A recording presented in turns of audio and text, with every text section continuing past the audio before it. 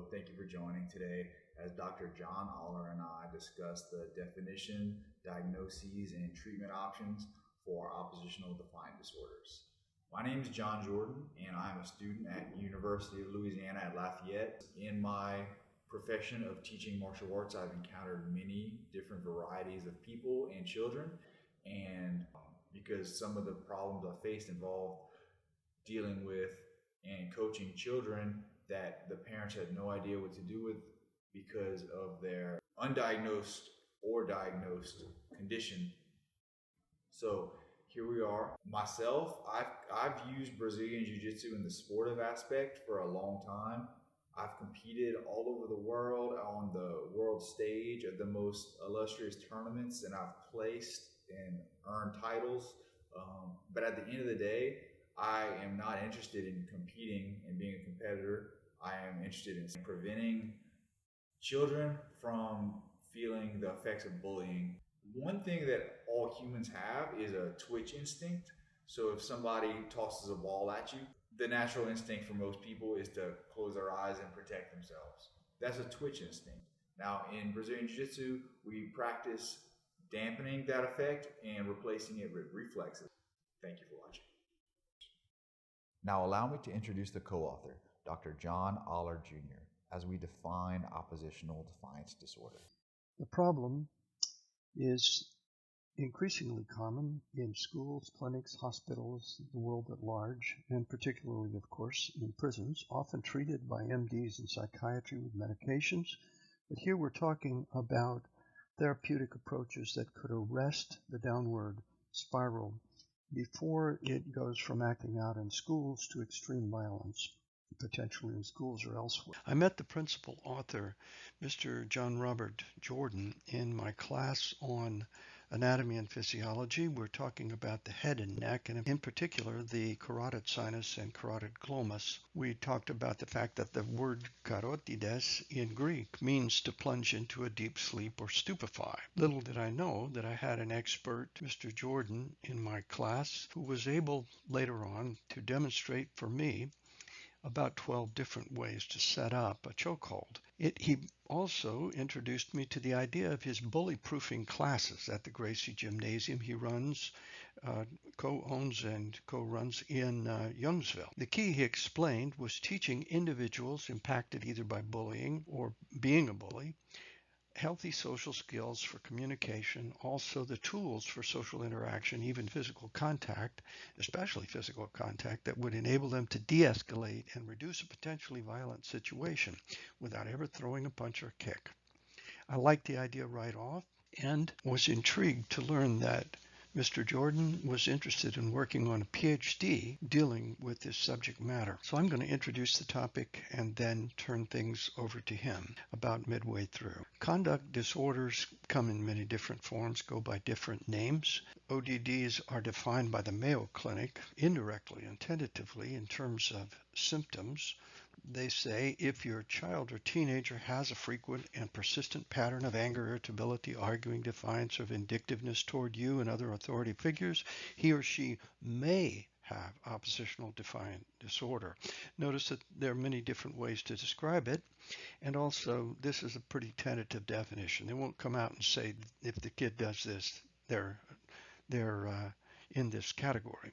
Here we're focusing on bullying, and knowing that there also has to be a person or group that gets bullied. This is more than a one-person affair in most cases. Bullying is a special kind of intentional aggression aimed to intimidate or harm some person or group. Here's the front door of the Gracie Gym over in Youngsville that Mr. Jordan co-owns and runs. Next, consider the question, what is bullying? Also, how can it be stopped? Bullying, we're going to argue, consists of any aggressive act or threat of action, overt or implied, by a bad actor toward a targeted person or group, the intended victim. We see it as involving a number of features. For one thing, it's deliberate, intended and performed by a perpetrator. It's disruptive, intended to frighten or harm the targeted victim. It's invasive, violating the normal liberty of the other person or persons. It's habit forming, tending to be repeated. and it tends to escalate if it isn't checked. Well, the question is next, how can we stop it? For one thing, we can talk about ways, we will in this talk, discuss ways to de-escalate and neutralize potential violent acts. Also, we aim to show how it's possible through training to enable potential victims of bullying to effectively resist and, if necessary, overcome the bully. The object of de-escalation is both to help the bad actors and the potential target to be transformed into productive citizens in a civil society. There is a kind of logic, and there are extreme limits to bullying behavior. Bullying has to take place at some time and has to involve a live perpetrator and a live target. At one of those limits for victims are suicidal tendencies. Brookhoff and colleagues found that deaf and hard of hearing adolescents were particularly prone to being bullied and were more at risk of suicide and being victimized by criminal behaviors. Not to make light of oppositional defiance disorders, but here's an illustration of self-bullying from Jim Carrey in the fictional movie Liar Liar. It's an edited and shortened version of the scene from the movie where Jim Carrey's beating himself up. Of course, this is a humorous presentation of what, in an extreme case, even in this one, points to suicidal inclinations.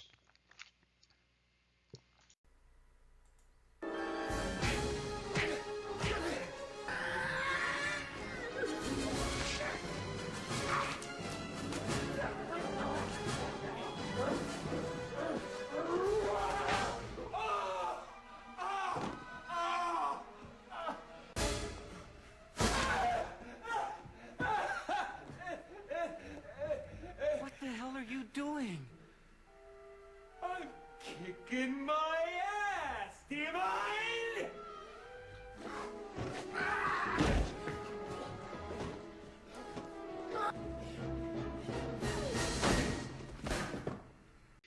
Usually the perpetrator and target are different parties, and the severity of the actions may vary, from a subtle implied threat, what one author called the stink-eye stare, or the insincere smile that says something like, "I got your number," or the look that says, "I know where you live." It can escalate to shots fired on campus or going postal because of the notorious incident that occurred at the USPO in St. Petersburg, Florida in 1993, or the shooting in 1989 in Louisville, Kentucky at the printing plant there. Many more incidents have occurred and mark the extreme limit of violence. The social pecking order and where people fit in, how they come to feel they've been excluded, seems always to be at play.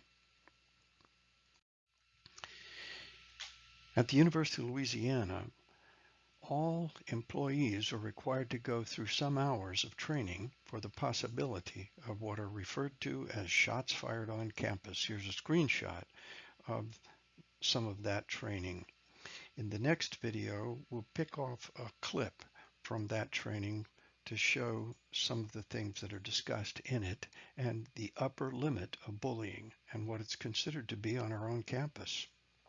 America's always had guns. It's supposedly in our Constitution, depending on how you interpret the Second Amendment, so it enables it. It helps make it easier for more shootings to take place, but calling it the root cause is just blindness.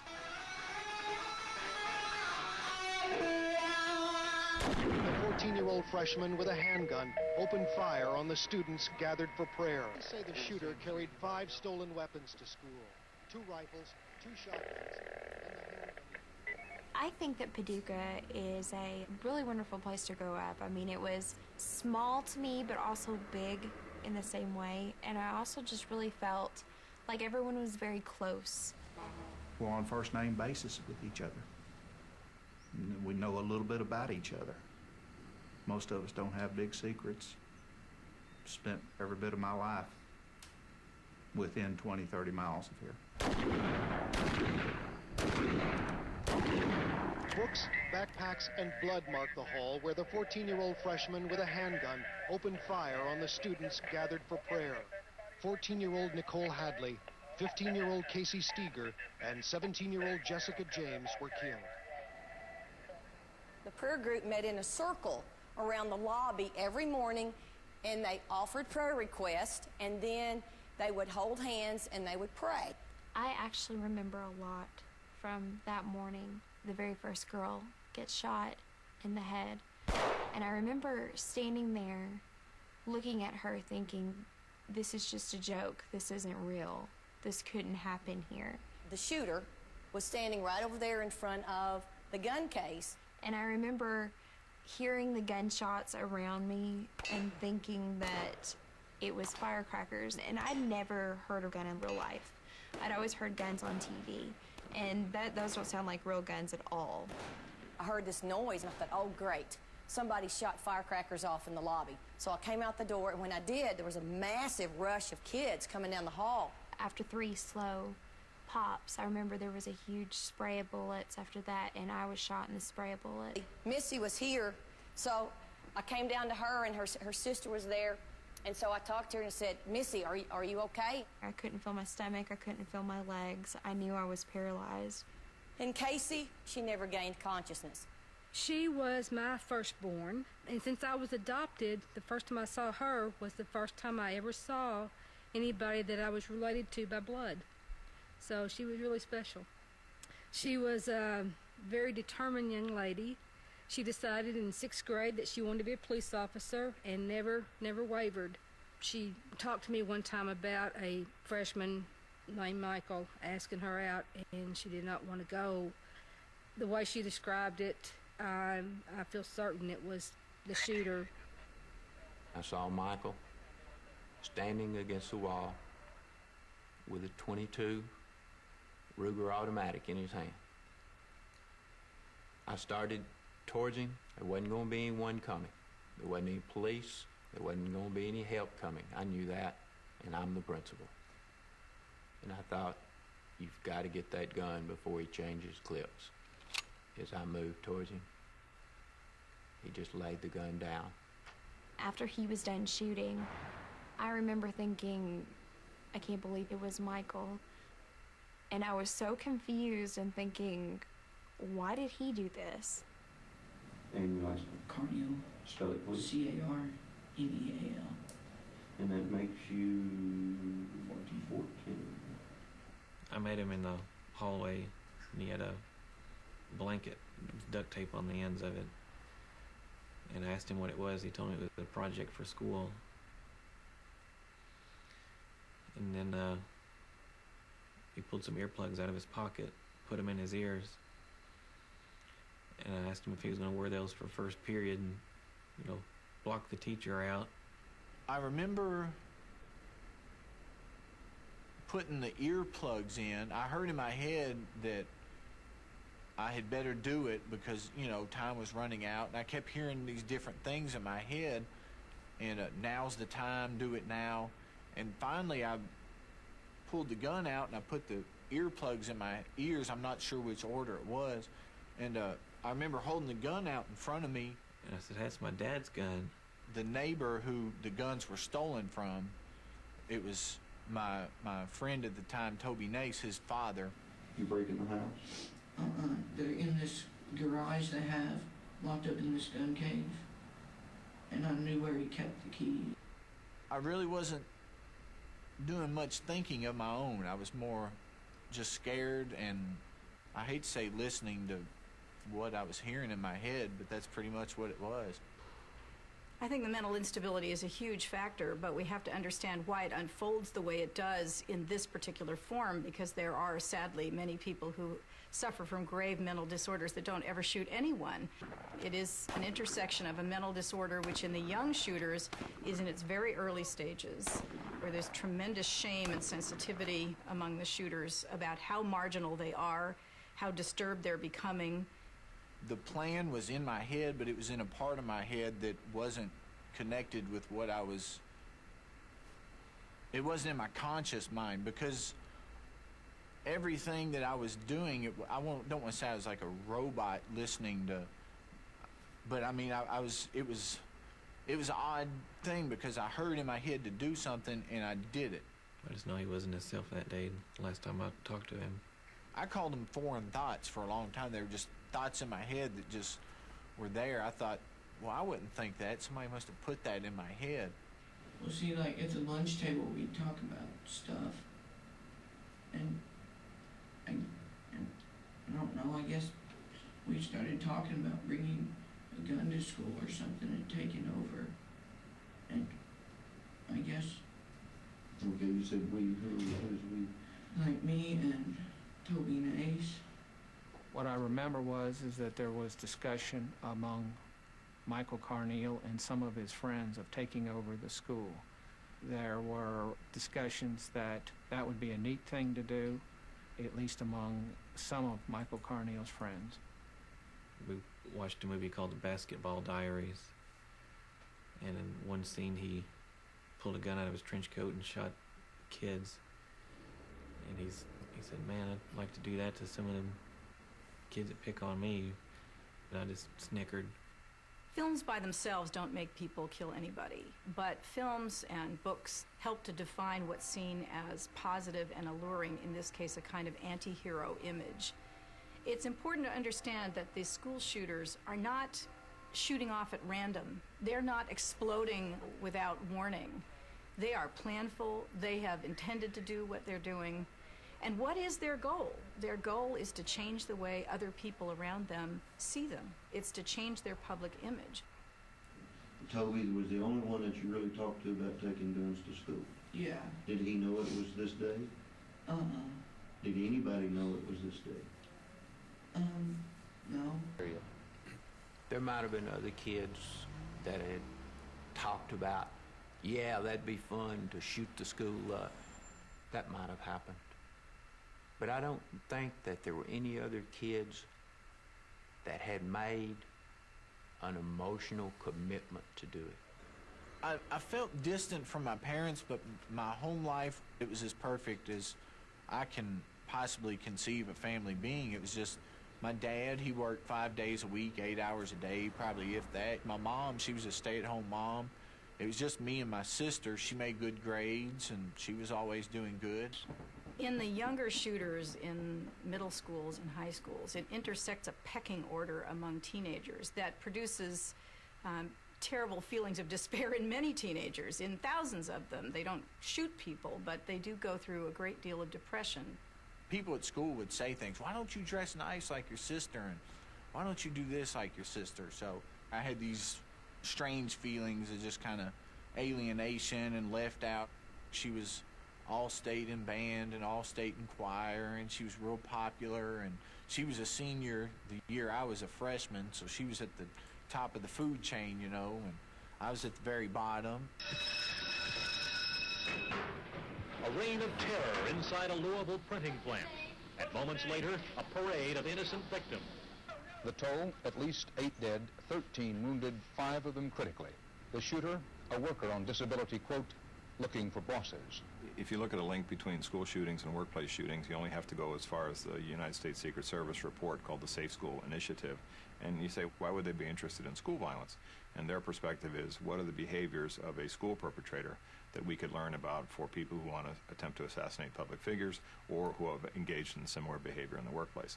So what they've discovered certainly is that there are a number of parallels in school shooters to workplace violence perpetrators.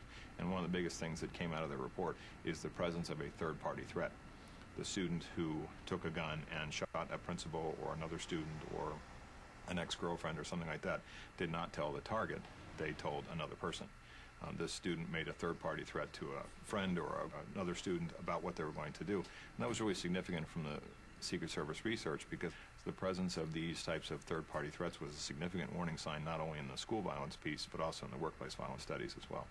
The only thing you know in these instances is that it's never the CEO or the very top person. It's never the most popular kid in the school.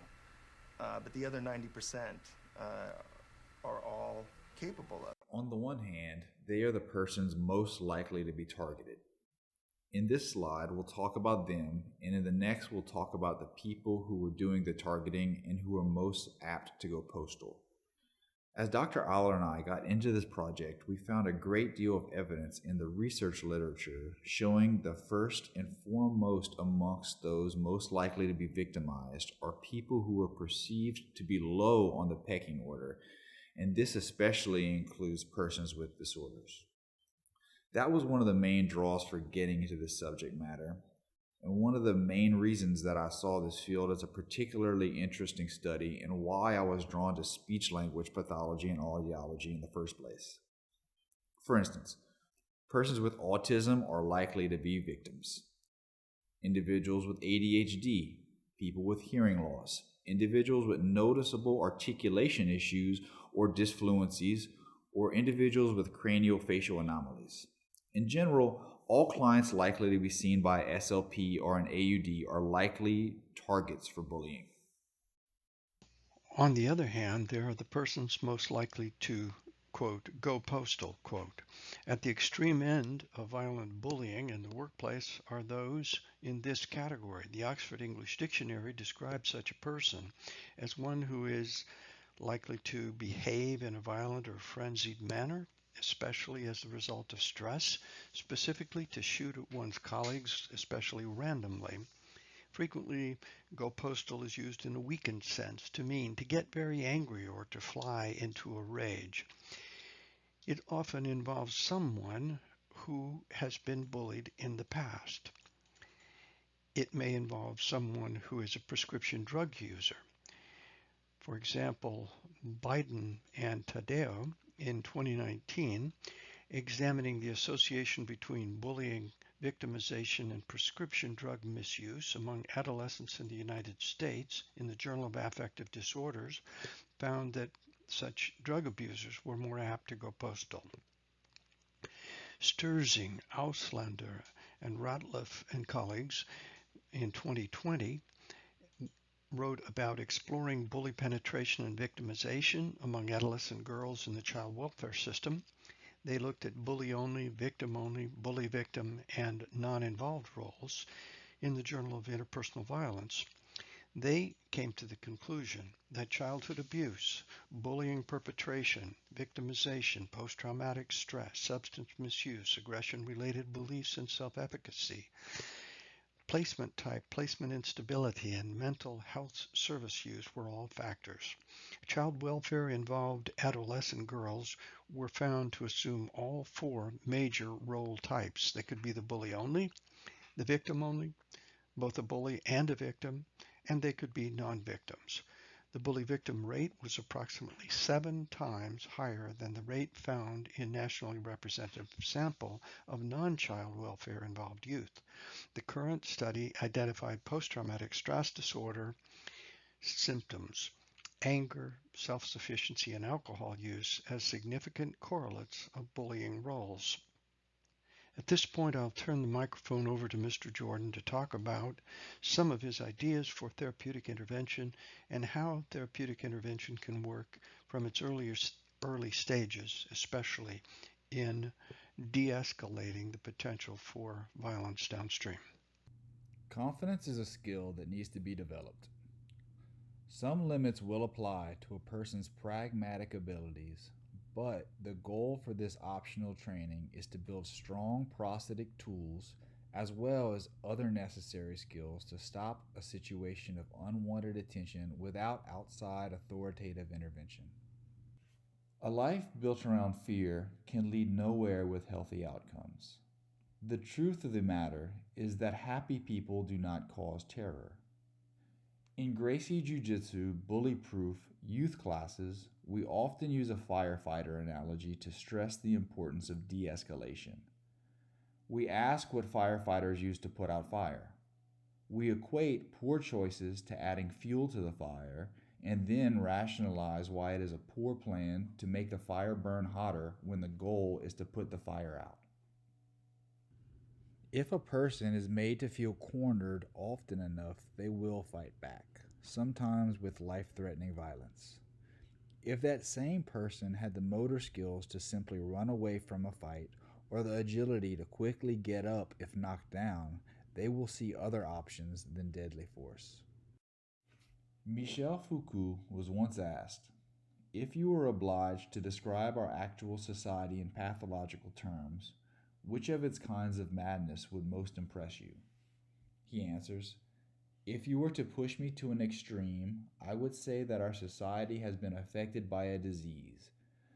A very curious, very paradoxical disease for which we haven't yet found a name. And this mental disease has a very curious symptom, which is the symptom itself brought the mental disease into being. Our culture we live in finds humor in some depraved topics. Household hate words and the dissemination of ribbing culture are one and the same, as learned behavior is similar to learned vocabulary. The problem with a depraved climate is that it can skew an authority's perception of a situation as to invalidate a report of bullying and at the same time invalidate a person who may file a report. When taken serious by authorities, reports of unwanted attention can be addressed before the problem worsens. Gazes, shuns, gossip, and a variety of forms of unwelcome attention can compel a recipient of unwanted attention to seek help, but will not guarantee an external authority's intervention. A recipient of this unwelcome attention is left to fend for themselves if a report to an external authority is invalidated. This is an extreme disadvantage, as moving forward there is a mutual understanding between an agent and a recipient that the past, present, and future behaviors of the same variety will consequently not encounter any repercussions, or even the expectation of possible repercussions. This event leaves the target worse for the wearer, as there is no end in sight and there are no ways to meet hostility with the appropriate external intervention. Velleity is defined as an inclination not strong enough to lead to action. This situation has been highlighted on the global scale in the extreme case of the abuse of power with the USA Gymnastics sex abuse scandal. In this simple diagram, we can see the optimum situation playing out. In this fictional situation, there is a perpetrator of unwanted attention in an elementary school.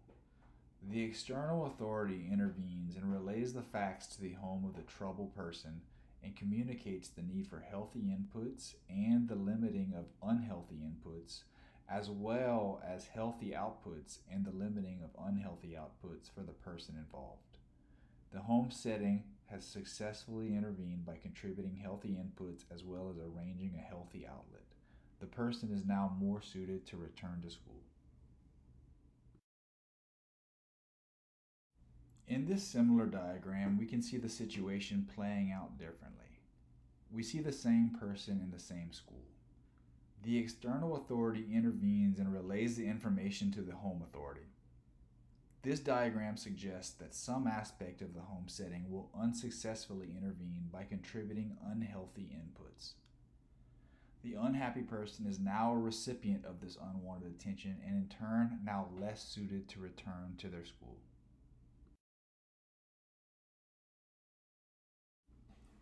In another variation of this diagram, we see a different situation that results in failure. The external authority intervenes and relays the information to the home of the perpetrator of unwanted attention.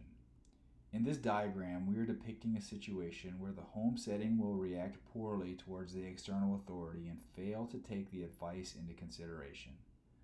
The agent of unwanted attention is now even less suited to return to their school as they have not received home support.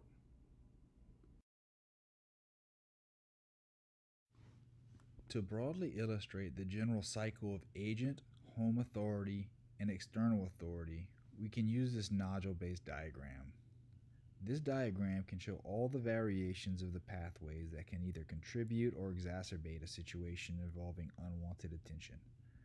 This diagram can take into account multiple factors that prevent positive outcomes and with clinical intervention can provide the information needed to remedy each unique situation. The diagram shown here will be a visual example of the inputs and outputs of an agent. The values that are going in will influence what goes out. If an agent has a strong desire to be popular, the volition to decide the means of gaining this sought-out popularity, as well as the intention to use deception to appear unsuspicious, the output will be of a high degree. With a healthy environment, the agent can find a healthy outlet to succeed and gain the desired notoriety. If this agent is left to their own devices, their output will be a high degree of negativity and will produce an agent who intimidates and/or perpetrates physical aggression. Finding a healthy outlet will be the job of the external authority in intervention.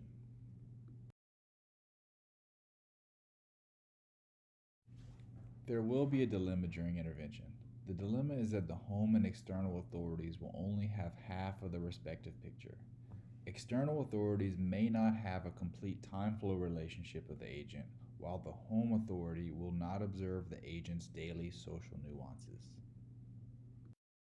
Shake hands, we gotta look in the eyes. Perfect. Part, please, thank you. Shake, look. Hands here, look at her. Perfect. Testing your focus. All right. We're gonna do ostrich run. Touch the wall, and we run to the other wall, and just touch it. You don't wanna run into it. You might hurt your nose, or if you're pretending to be an ostrich, you might hurt your beak. But I might try to trick you, so I'm testing your focus. Okay. Ready, set, breathe!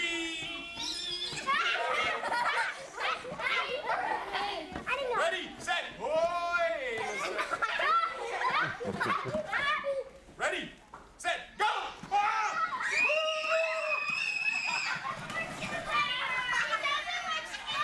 22, 23, 24, 25, 26, 27, 28, 29, 30, 31, 32, 33, 34, 35, 36. We're gonna get strong doing that. You guys are getting stronger, I can tell. I like it.